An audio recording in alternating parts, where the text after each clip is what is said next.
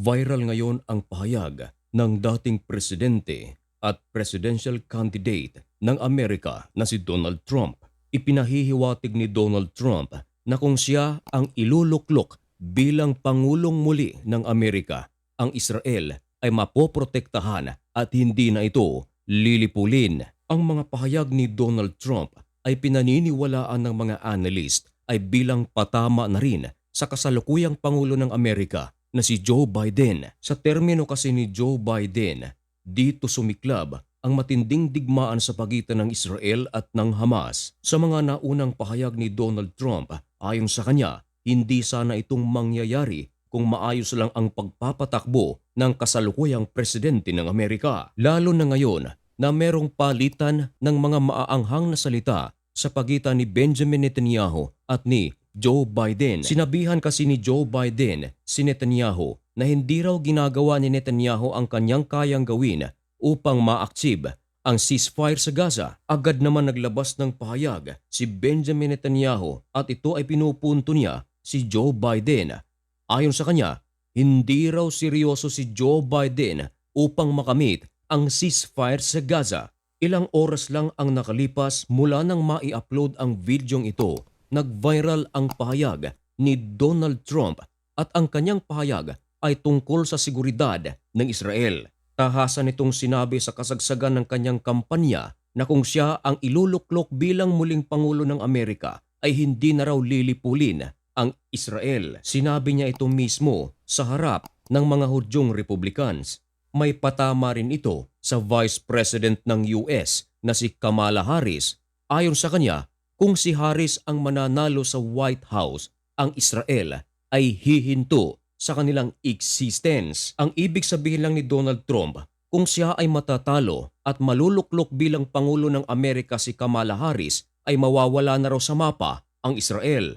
Pero kung kayo ang tatanungin mga mahal na kaibigan, wag na muna nating isali ang Diyos sapagkat alam naman natin na kapag ang Diyos ang magpoprotekta sa Israel, walang sino man ang makagagalaw rito, maliban na lang kung ipahintulot ng Diyos ang pagkasira ng Israel. Pero sa pantaong pag-iisip lamang, naniniwala ba kayo sa sinabi ni Donald Trump na kung siya ang magiging Pangulo ng Amerika ay mapoprotektahan nito ang Israel? I-comment ang inyong mga opinyon at malugod ko po iyang babasahin. Ayon sa isang Republican nominee na nag-viral at ipinalba sa satellite address to the Republican Jewish Coalition's Annual Conference sa Las Vegas, sinabi nito na gagawin niya ang kanyang tungkulin at ipinangako na ang Israel ay makakasama natin for 1,000 years kung siya ang mailuklok bilang muling Pangulo ng Amerika. Pero mawawala na raw ang Israel into existence kung ang Vice Presidente ng Amerika na si Kamala Harris ang mauupo bilang Pangulo ng Amerika. Ayon sa report ng The Times of Israel, sinabi ito ni Donald Trump dahil sa kasalukuyang sitwasyon sa giyera sa Middle East, maraming mga Hudyo nasa Israel man o nasa Amerika ang nawawalan ng tiwala sa Amerika dahil sa kasalukuyang nangyayari. Kaya hinimok ni Donald Trump ang mga Hudyo, lalo na ang mga Hudyo na nasa Amerika, na magkaisa upang ma-secure ang kanilang lahi. Matindi ang banat ni Donald Trump kay Kamala Harris at binanatan din niya ang maraming mga Hudyo. Ewan ko lang kung matutuwa ka sa kanyang sinabi mga kaibigan. Ganito kasi ang kanyang pahayag. Ito ang matindi. Kung gusto nyong sumuporta kay Kamala Harris, kinakailangan nyong ipacheck ang inyong mga utak. Sinabi niya ito sa mga Hudyo mga kaibigan. Muntik pa nga akong matawa sa aking pagbablog dahil sa sinabi ni Donald Trump. Talagang napakatindi nito. Can you imagine? Sinabi niya, kinakailangan nyong magpacheck ng inyong mga utak kung boboto kayo kay Kamala Harris. Sinabi niya ito sa RJC or Republican Jewish Coalition. Dagdag pa niya, masama raw si Kamala sa inyo. Ayon kay Donald Trump, sa nakaraang kampanya, nakuha niya raw ang 25% na mga boto ng mga Hudyo. Naging 26 raw ito noong matapos siya sa kanyang termino, matapos niyang gawan ng maganda ang Israel. Naniniwala raw siya na sa taong ito o sa moment na ito ay makukuha niya ang 50%. Ayon kay Donald Trump, tumaas daw ang porsyentong ito matapos na nag-drop si US President Joe Biden sa kanyang presidential race. Nagtayuan at nagpalakpakan ang maraming mga tao matapos sabihin ni Donald Trump na ang kasalukuyan ay marami ang mga nasasawi, pagkasira ng mga business, waste, and ruining a civilization. Dagdag pa niya sa harap ng mga Hudyo, "You'll never survive if they get in. And our country America will never survive if they get in." Tinutukoy nito ang kanyang karibal sa politika. Dagdag pa ni Donald Trump sa harap ng mga Hudyo na sa nakaraan niyang administration ay safe daw ang mga Hudyo in the public. Pero ngayon, tingnan nyo kung ano ang nangyayari.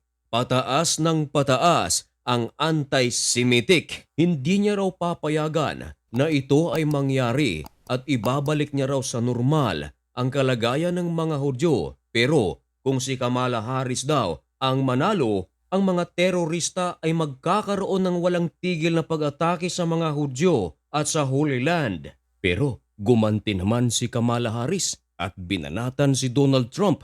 Ayon sa kanya, obvious na obvious daw si Donald Trump.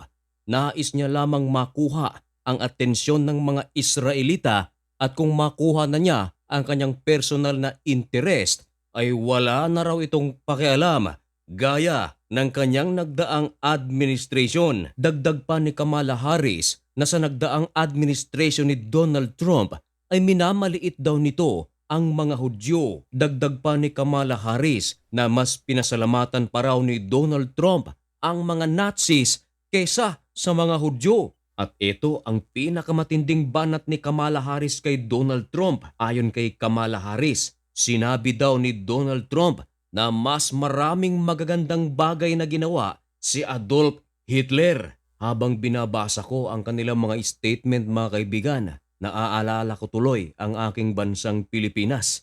Pagdating sa politics, ganyan na ganyan din ang pangyayari sa atin. May siraang nangyayari. Paratang dito, paratang doon, halongkat dito, halongkat doon. Pero kung kayo ang tatanungin, mga kaibigan, sa isyu ng Israel at Hamas, Hezbollah at ng Iran, sa dalawang ito, Donald Trump at Kamala Harris, sino ang inyong pipiliin na maging Pangulo ng Amerika? Sa speech ni Donald Trump ay hindi niya binanggit si Benjamin Netanyahu. Basta na lang sinabi niya, "I will support Israel's right to win the war." Ipinangako din ni Donald Trump na kung siya ay manalo, maraming mga US college campuses ang mawawalan ng accreditation, lalo na ang mga college campuses na merong anti-Semitic propaganda.